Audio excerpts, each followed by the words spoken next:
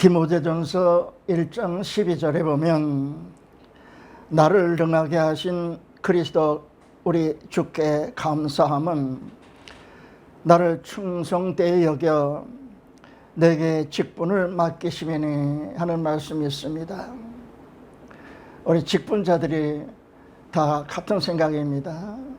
나를 충성되이 여겨 내게 귀한 직분을 맡기심이니 이 말씀에 의지해서 우리는 힘을 얻어야 합니다. 정성을 다해야 합니다. 매년 봄이 되면 육해공군 사관학교 학생들이 졸업을 합니다.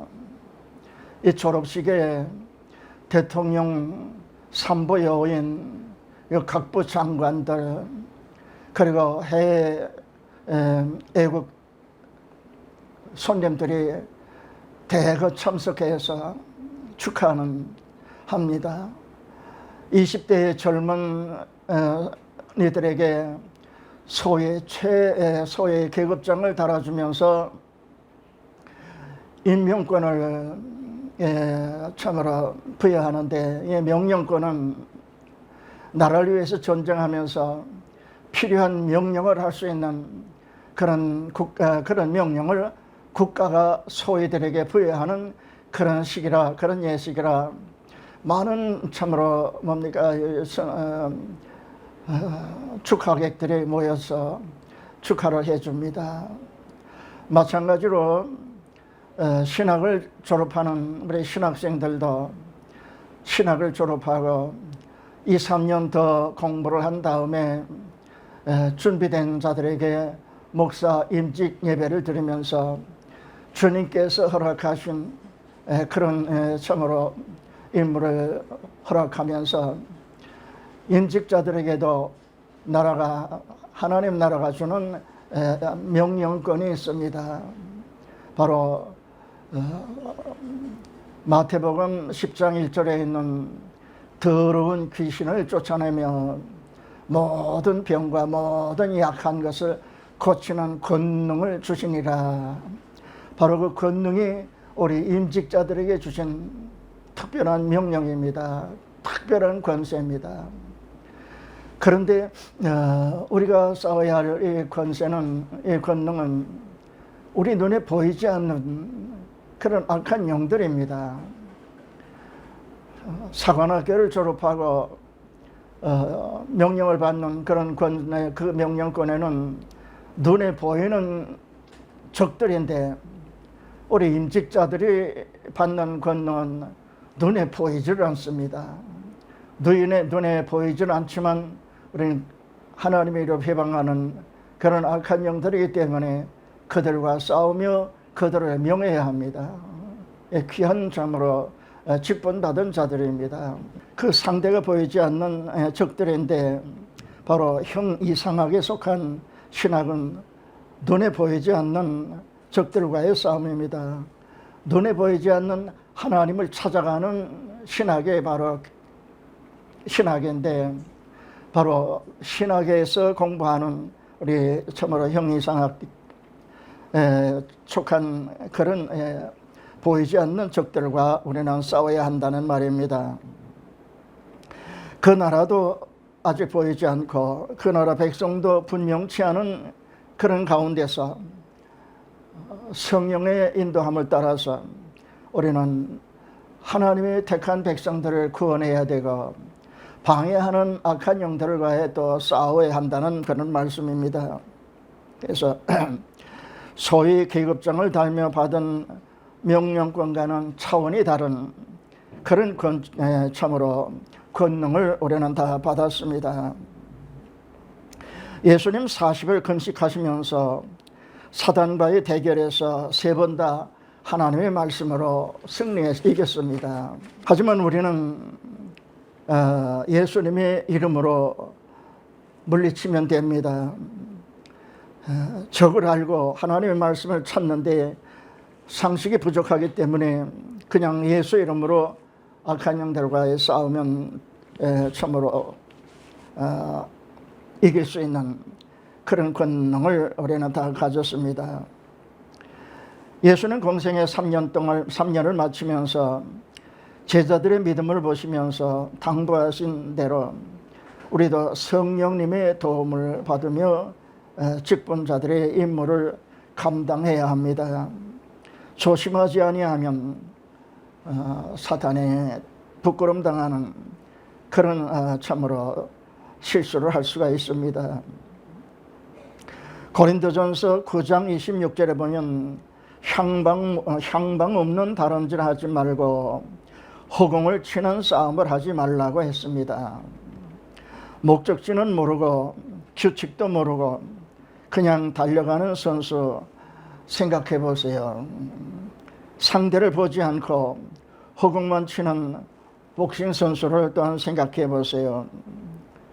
응원하는 자들이 분통이 터질 것입니다.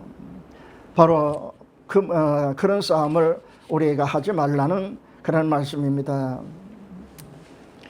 복싱 선수들은 국가가 대표하는 선수들로 자기보다 한 체급 낮은 선수들에게 눈을 뜨고 맞는 연습을 많이 합니다.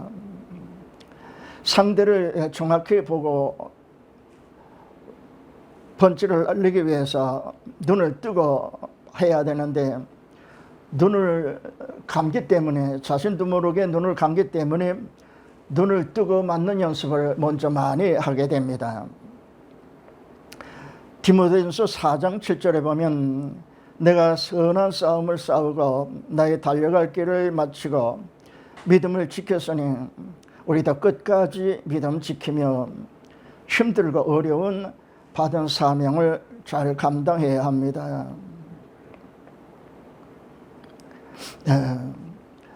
동서로마를 통일한 그런 전쟁의 전략가는 바로 이런 말을 했어요. 평화를 원하거든 전쟁을 준비하라 그랬습니다. 평화를 원하거든 전쟁을 준비해야 된다. 그래야 적이 함부로 전쟁을 못 일으킨다는 말씀입니다. 마태복음 16장 22절에 예수님 사랑하는 제자 베드로에게 사탄아 물러가라 너는 나를 넘어지게 하는 자로다 책망했습니다. 눈에 보이지 않게 활동하는 사탄이 베드로의 입에 있는 것을 예수님 정확하게 보시고 사탄을 쫓은 것입니다. 바람은 보이지 않지만 하지만 바람이 있는 곳에 나뭇잎이 흔들립니다. 바람이 있는 곳에는 땅의 가벼운 물체들도 흔들립니다. 바로 사탄의 악한 영들은 보이지 않지만 그가 하나님의 일을 회방하는 곳에는 바람처럼 활동하는 눈에 보입니다. 눈에 보이는 것이 있습니다.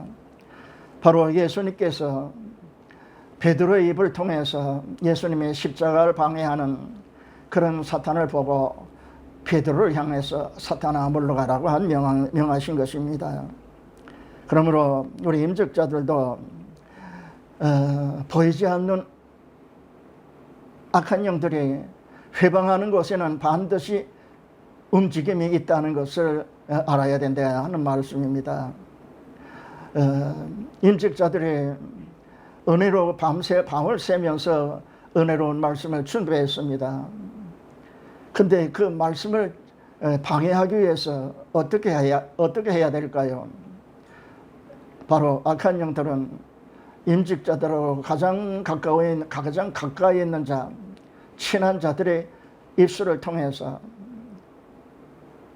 말씀을 전할 임직자의 마음을 흐트리게 합니다. 화를 내게 합니다. 그러나 예수님처럼 우리는 뜻밖의 가까이 있는 자가 필요 없는 말로 화나게 할 이유가 없는데 그런 일을 할 때에는 바로 사탄이 그 입을 활용하고 있다는 것을 우리는 알고 조용하게 사탄아 물러가라 하면 바로 깨끗이 물러갑니다. 그렇지 않고 화를 내고 싸우게 되면 지는 것이죠, 사탄한테. 그래야 참으로 우리는 하나님의 일을 잘 감당할 수가 있습니다. 오래전 일입니다. 제가 총회에 참석해 중간 우측에 앉아 있었어요. 근데 임원들이 통과시키려는 안건은 대략 점심 식사 후에 대원들이 다 졸리는 시간에 참으로 다룹니다. 통과시키려는 안건은 총회 발전과는 무관하고 예산만 많이 들어가는 그런 안건이라 회원들이 참으로 회원들의 반응이 시원치 않음을 알고 임원들은 그 안건을 통과시키려고 하는 그런 일이 있었어요. 그때 젊은 회원이 발언권을 얻고 앞으로 나가서 마이크를 잡으려고 하는데 바로 앞에 있었던 아주 거참 그런 임원이 마이크를 자기가 가로채고 말을 하는 거예요. 왜 방해하려고 하느냐 하는 뜻이에요. 그때 나는 참으로 막 혈기를 내는 그 거참 회원을 향해서 그냥 아무 뭐 움직임도 없었어요. 나는 그냥 조용하게 하나님의 거룩한 총회를 방해하지 말고 물러가라 사탄아 그랬어요. 속으로. 바로 옆에 있던 사람도, 옆에 있던 임원도, 우리 직원도 모르게 그랬어요. 그런데 말입니다. 그분이 나 있는 쪽을 확 바라보더니 슬그머니 마이크를 젊은이에게 놓고 자기 자리에 앉는 거예요. 나도 놀랐어요. 이렇게 참으로 성령님이 일하시는구나. 나도 놀랐어요.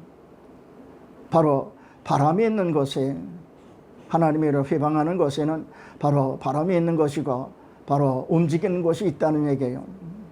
그래서 예수님께서 베드로를 향해서 사탄아 물러가라 한 그 내용을 올해는 잊지 말고 마음에 간직하고 뜻밖의 나를 회방하는 그런 바람이 있을 때에 바로 당황하지 않고 조용하게 사탄을 물리치는 그런 참으로 지혜가 필요합니다. 시편 16편 3절에 보면 존귀에 처하나 깨닫지 못하는 자는 멸망하는 짐승 같도다 하는 말씀이 있습니다. 우리 직분자들이 바로 존귀에 처한 자들입니다.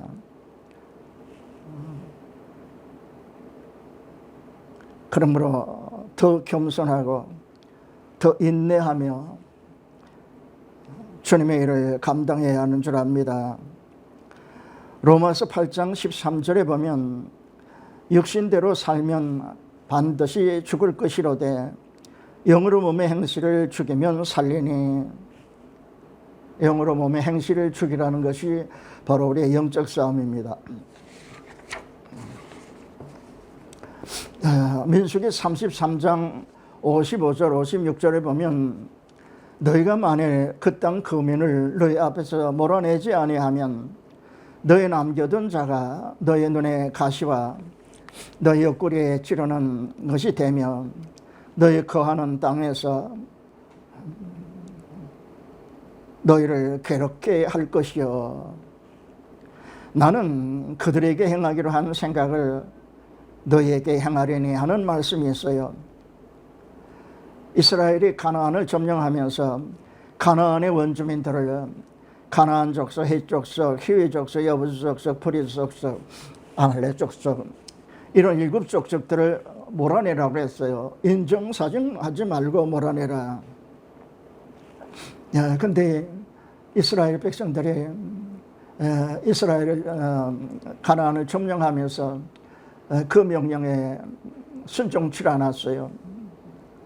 그래서 어린아이와 여자들은 살려줬어요.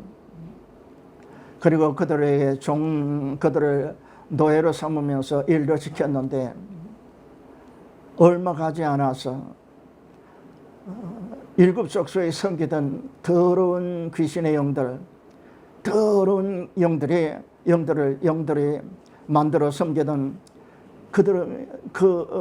우상들이 이스라엘 집안에 들어오기 시작했어요.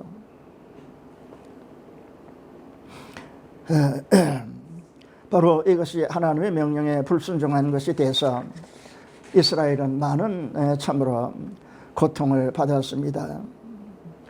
예수님이 지수는 새 계명을 맞이하는 바로 우리 신자들에게도 예수님 믿기 전에 이미 우리의 마음속에 있는 적들이 있어요. 바로 적들이 탐심이요, 욕심이요, 교만한 마음, 시기 질투하는 마음, 음란한 마음, 위선 이런 것들입니다. 이런 원주민들이 있는 우리의 마음에 영원한 생명, 우리 주님이 주시는 그 생명이 우리 안에 들어오는데 바로 우리의 육신이 그 생명을 위해서 우리가 내 안에 있는 원주민들과 싸워서 그것들을 이겨야 되는데 그게 힘들어요. 그래서 참으로 우리 영혼이 기뻐하지 못하고 성령을 근심시키는 그런 삶을 많이 살게 됩니다. 하나님께서 세상에 이스라엘 나라를 세우시면서 율법을 주셨는데 그 율법은 이스라엘만에게만 위한 율법이 아닙니다. 온 세상 모든 나라 백성들에게 주신 그런 계명입니다. 바로 나 외에 다른 신이 없나니 하는 절대 하나님의 명령, 하나님의 다른 신이 없다는 계명을 이스라엘에게 주셨지만 이 계명은 온 세계 모든 나라 모든 백성들에게 주신 계명입니다. 그러므로 우리는 이 모든 사실을 알기 때문에 악한 영들, 바로 아담을 타락시킨 그 악한 영들을 그들의 영들과 부지런하게 우리는 싸우면서 주님의 일을 감당해야 합니다. 마태복음 7장 13절에 보면 좁은 문으로 들어가라. 멸망으로 인도하는 문은 크고 그 길이 넓어 그리로 가는 자가 많고 생명으로 인도하는 문은 좁고 그 길이 협착해서 찾는 이가 적음이니라. 예수님의 가르침인데 좁은 문으로 가려고 하는 사람이 없습니다.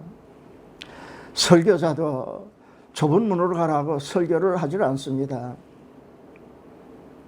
우리 직분자들의 고민입니다. 말씀을 듣는 성도들이 축복의 말씀을 좋아하지만 좁은 문으로 가라는 말씀은 좋아하지 않습니다.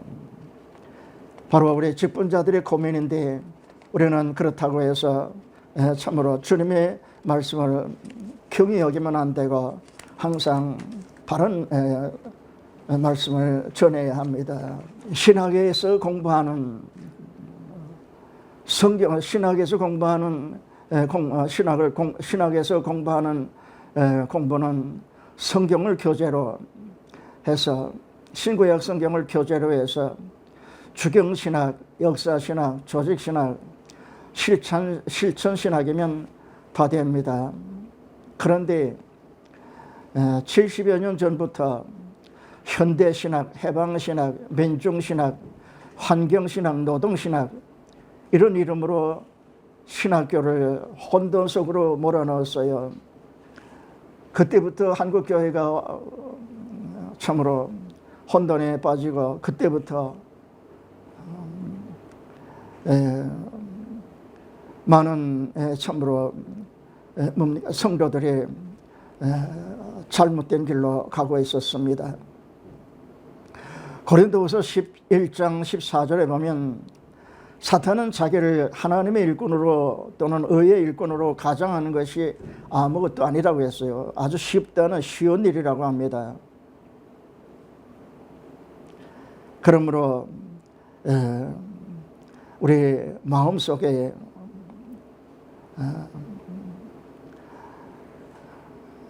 있는 그런 악한 생각, 더러운 생각들은 우리가 스스로 알고 자신의 스스로 알고 자신들이 조심해서 쫓아내야 하고 그것들이 내 안에서 내 입을 통해서는 나오지 못하도록 그렇게 참으로 해야 돼요.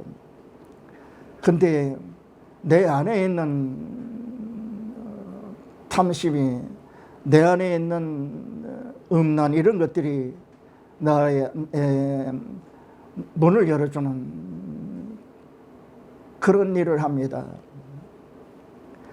트로이의 목마라는 영화를 봤어요. 적이 쳐들어왔는데 성문을 닫으면 공격을 하지 못해요. 그래서 적이 성문을 열게 하기 위해서 여러 가지 방법으로 멸시하고 악한 말을 하고 그렇지만 성 안은 문을 잠그고 열질 않습니다. 그래서 이들이 철수한 참으로 것으로 다 철수를 하면서 그들이 그동안 만들어놓은 목마가 있어요. 큰 목마, 아주 기가 막히게 만드는 그런 목마가 있는데 그 목마 안에 적이 숨어 있었어요. 그리고 적들은 다 철수를 합니다. 근데 성 안에 있던 사람들이, 성 안에 있던 군인들이 문을 열고 나와서 참으로 보면서 적들이 버리고 간 것들을, 쓸만한 것들을 주워 들어오면서 기가 막히게 만드는 큰 목마, 그거를 성 안으로 끌어들였어요. 적들이 귀하게 만들었지만 가져가지 못했다 해서 그걸 성 안으로 끌어들였어요. 그리고 밤에 바로 성 안에는 전장에서 승리한 것으로 알고 참으로 취하고 즐거워하는데 바로 목마에서 적이 나와서 성문을 열어줍니다. 그래서 철수하는 척 했던 그런 군인들이 성으로 들어와서 멸망시키는 그런 내용의 영화예요. 바로 우리 안에 바로 문을 열어주는, 악한 영들이 밖에서 할 때 문을 열어주는 그런 것들이 있다는 얘기입니다. 그래서 각자가 자기 안에 있는 것을 다른 사람은 몰라도 자기 자신들은 다 알고 있습니다. 그래서 특별히 나는 뭐가 있다, 나는 참으로 교만함이 있다, 나는 욕심이 있다, 나는 혈기가 있다, 나는 또 막 음란이 있다, 이런 것을 각자는 알기 때문에 그것들과 싸워야 돼요. 자신과의 싸움입니다. 충분히 이길 수 있는, 경계만 하면 이길 수 있는 그런 우리는 자신과의 싸움을 하면서 하나님의 일을 참으로 감당해야 합니다.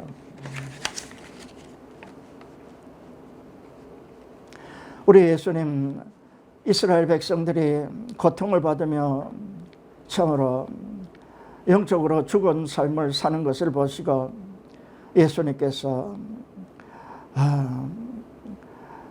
죽은 자를 살리고 나면서부터 불구된 자들을 다 고쳐주시면서 그러면서 기적을 행합니다. 바다 위를 걸으면서 바람과 파도를 명해서 잠잠케 하고 많은 물이, 많은 병자들이 오면 그냥 다 고쳐주셨어요. 예수님 이처럼 자기 백성들을 사랑으로 다 고쳐주면서 하나님의 말씀을 열심히 전하는 겁니다. 그런데 이스라엘 백성들이 기적만 보려고 해요. 예수님의 말씀의 그 참으로 중요한 점은 알려고 하질 않고 예수님의 기적만 보려고 하고 예수님께서 오병이어의 떡으로 5,000명, 4,000명을 먹이는데 그 떡 먹는 것으로 또 자랑을 삼고 그렇게 하면서 수없이 예수님 있는 곳에 몰려드는데 그들을 볼 때 예수님께서는 하나도 마음에 들질 않았어요. 그래서 참으로 많은 사람들이 몰려들었는데 예수님께서 그날따라 권능도 행하지 않고 약한 병자도 고치지 않고 그날따라 생명의 말씀을 전하는데 바로 예수님께서 전한 그런 말씀들은 내 피와 내 살을 먹고 마시지 아니하면 생명이 그 안에 생명이 없다.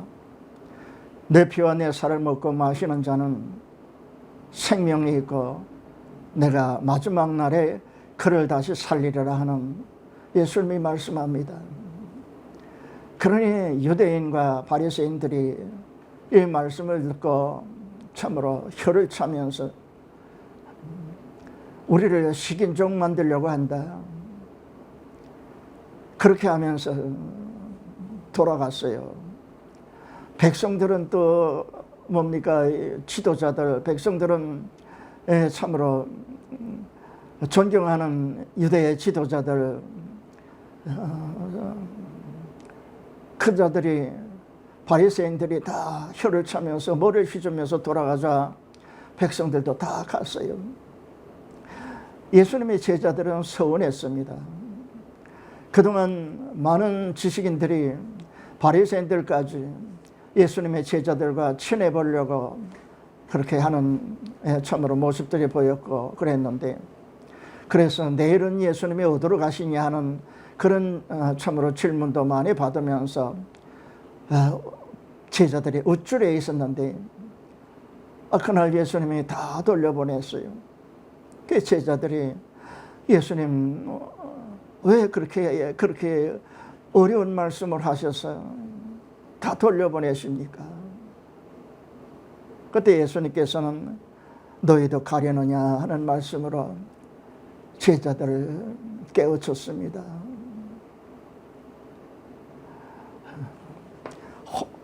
축복의 말씀, 호화로운 말씀, 세상에 허황된 말씀, 이런 말들 때문에 영적인 사람들이 영이 약해지고, 영이 약해지는 대신에 그 안에 혈기와 욕심이, 그리고 교만과 음란이 보글보글 자라고 있다는 얘기입니다.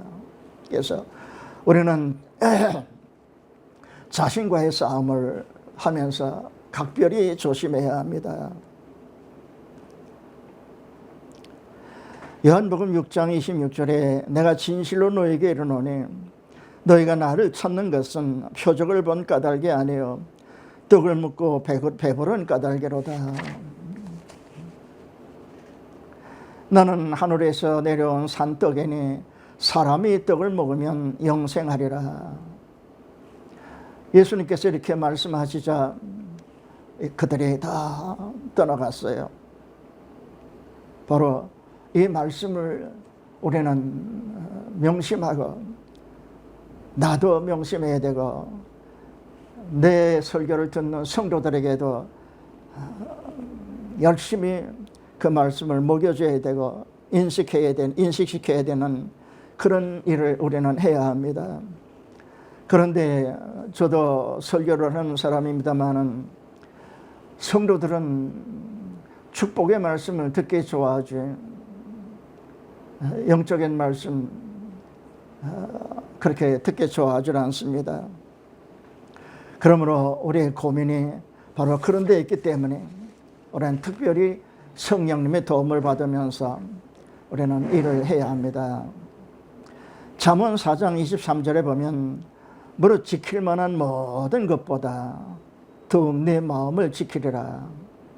생명의 근원이 이에서 남이니라 했습니다. 현대의학으로 마음이 어디에 있는지 모릅니다.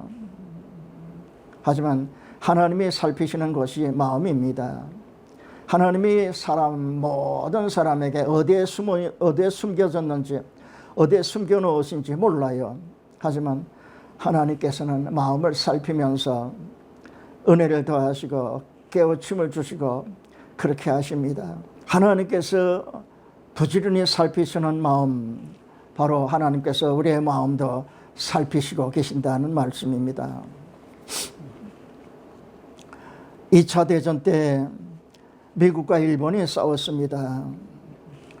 두 나라 사관학교에서 가르치는 과목 중에 지휘 통솔이라는 교재가 있습니다. 지휘 통솔이라는 교재가 있어요. 일본 사관학교 교재 내용을 보면 최일선 지휘관, 그러니까 소위들에게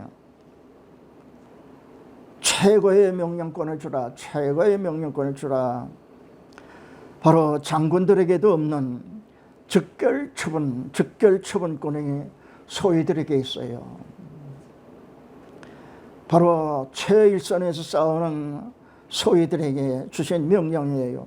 그래서 불승전자는 대원들을 보는 앞에서 총살하라는 명령권이에요. 일본 군인들은 바로 그렇게 소대장이 그런 명령을 가지고 명령을 하기 때문에 두려워하고 떨면서도 나라를 위해서 필요한 명령인 것을 알고 어떤 명령이든지 순종을 합니다. 미국의 사관학교에서 가르치는 지휘 통솔권은 그런 명령이 없어요. 미국의 지휘관들에게 주는 그런 명령은 장교들은 모든 면에서 대원들보다 앞서야 된다. 모든 면에서 대원보다 앞서야 된다. 그러므로 특별히 노력해야 된다. 그리고 특별 명령을 해야 할 경우에는 대원의 정신 상태를 먼저 살핀 후에 명령을 해서 순종하게 해야 된다. 만약에 명령에 불복종했을 때는 그 책임을 명령한 소대장에게도 책임이 있다.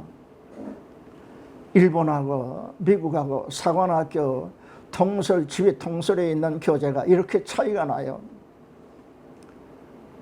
일본은 정말로 지금은 모르겠습니다만 2차 대전까지만 해도 저들은 무서운 그런 참으로 전략가들입니다. 영락교회 설립자 한경직 목사님이 서로 사랑하라는 설교를 한 달이나 계속했답니다. 저도 들은 이야기예요. 장로님들이 당회실로 가서 목사님, 우리도 축복의 말씀을 듣고 싶어요. 축복의 말씀을 주세요. 그러자 한경직 목사님이 장로님들을 들어보면서 장로님들이 편가름을 하고 다투는데 어떻게 내가 축복의 말씀만 전할 수 있습니까? 안 돼요. 장로님들이 서로 사랑하도록 사랑할 때까지 나는 사랑하라는 말씀을 계속하겠습니다. 그렇게 한경직 목사님이 말씀을 했다고 합니다. 교회 재직들, 장로들이 이처럼 편가름을 하고 싸우게 되면 그 교회는 어떻게 되겠습니까? 그러므로 목회자는 교회를 살피는데 임직자들부터 잘 살펴야 합니다. 박조준 목사님이 모든 교회 지도자들에게 돈이 좋으면 장사를 하라 하는 말씀으로 참으로 교회 직분자들에게 엄한 말씀을 했습니다. 돈을 사랑하지 말라고 했어요. 돈을 사랑하게 되면 마음에 악한 생각들이 돈을 통해서 수만 가지 악한 것들이 들어오기 때문에 돈을 사랑하면 1만 가지의 뿌리가 난다고 했습니다. 역대상 6장 31절에 보면 하나님 언약궤가 평안한 곳을 얻은 후에야 사방에서 평안을 주셨더라 하는 말씀이 있습니다. 하나님의 언약궤가 평안한 것을 얻으니까 그 다음에 사방에서 평안을 주셨더라는 말씀이에요. 마태복음 11장 28절에 보면 수고하고 무거운 짐진 자들아 다 내게로 오라 내가 너희를 쉬게 하리라 하는 말씀이 있습니다. 그러므로 우리는 힘들 때면 하나님 앞에 힘들다고 기도하는 그런 일도 우리는 서심치 말아야 합니다. 임직자들이라고 해서 왜 힘들지 않겠습니까? 힘들 때가 많습니다. 마음 상할 때도 많습니다. 이런 때에 우리는 하나님 앞에 바로 엎드리면서 믿음을 견고히 할 때에 하나님의 위로가 있다는 얘기입니다. 어떤 기도원 원장의 말이 생각납니다. 목사님들이 기도원에 와서 며칠씩 기도하고 때는 금식도 하고 내려가는데 어떤 목사님은 기도원에 와서 잠만 실컷 자고 내려간대요. 그런데 교회 성도들은 목사님 기도원에서 잠만 자고 내려온 목사님, 그 목사님 얼굴을 보고 우리 목사님 기도원에 가서 은혜 많이 받고 왔네 하고 좋아한대요. 반대로 금식하며 기도하고 내려간 목사님은 얼굴이 반쪽 나 있고 힘도 없으시고 그렇기 때문에 성도들이 오히려 근심한답니다. 목사님 기도원에 갔다 오는데 은혜 받질 못했는가 하는 근심한대요. 그래서 뭡니까? 교회에서 잠자기가 그러면 기도원에 와서 자라. 교회에서 잠자면 성도들이 보고 또 편히 잠잘 수도 없기 때문에 나 기도원에 갔다 오겠습니다 하고 며칠 휴가 내고 기도원에 오면 마음껏 잘 수 있다는 얘기예요. 이렇게 참으로 우리 임직자들은 자기 스스로를 은혜롭게 지키면서 일을 감당해 나갑니다. 때로는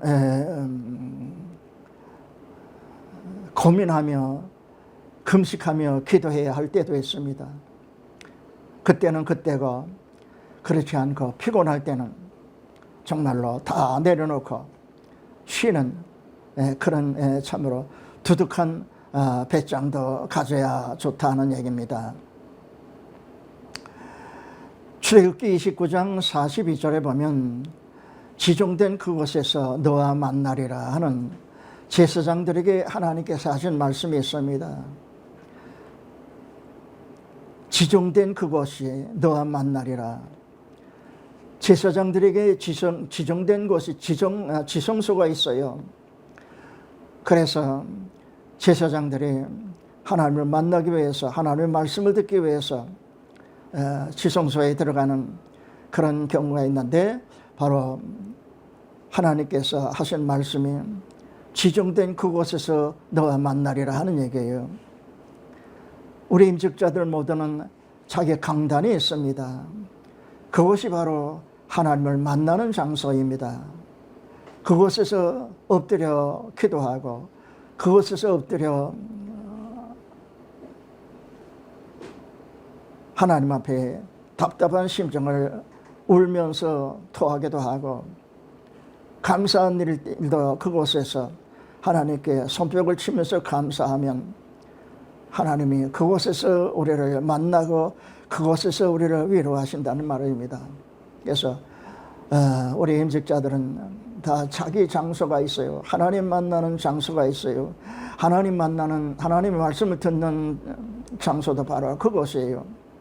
그래서 우리는 우리 임직자들은 모두 자기 장소, 자기 강단에서 엎드려야 합니다. 잠이 안 와도 그곳에서 엎드리고 기도가 잘 안 돼도 그곳에서 엎드려도 그곳에서 그냥 엎드리기만 해도 우리 하나님께서는 우리의 마음을 다 알고 계세요. 그 때문에 하나님의 위로가 가장 빠르고 하나님의 참으로 뭡니까 해결하는 지혜도 가장 빠른 얻는 방법이 바로 우리가 각자 엎드리는 장소, 바로 임직자들의 장소입니다. 이사야서 45장 7절에 보면 나는 빛도 짓고 어둠도 창조하며 나는 평안도 짓고 환난도 창조하나니 나는 이 모든 일을 행하는 자노라. 행하는 여호와니라. 세상 모든 하나님이 창조하셨습니다. 하나님께서 노아 홍수로 사람 지으신 것을 다 멸하시고, 그리고 노아의 세 아들을 살려서 그 세 아들을 통해서 다시 세상의 인구가 이렇게 많아졌습니다.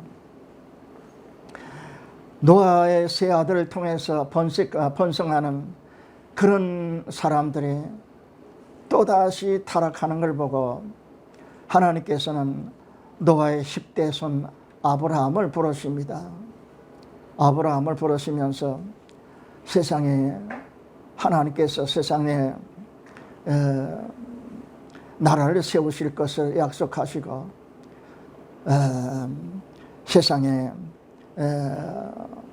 세상을 구원하실 방법이 다른 방법이 없고 예수 그리스도를 통해서 구원하실 방법을 참으로 생각하시고 하나님께서 아브라함을 부르시고 아브라함의 후손들로 나라를 세우고 아브라함의 후손들에게 바로